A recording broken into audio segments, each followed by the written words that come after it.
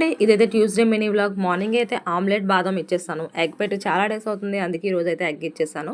తర్వాత స్వీట్ కార్న్తో వడలు చేశాను, మా పాపకైతే నచ్చాయి. మధ్యాహ్నం లంచ్లోకి అయితే చుక్కకూర, పెసరపప్పు అండ్ కాలీఫ్లవర్ ఫ్రై చేద్దామని అయితే డిసైడ్ అయ్యాను. వంట అయిపోగానే నేనైతే చపాతీ కాలీఫ్లవర్తో తినేసాను. చపాతీ ఒక్కదానికే, మా ఇంట్లో వాళ్ళకైతే రైసే పెట్టాను.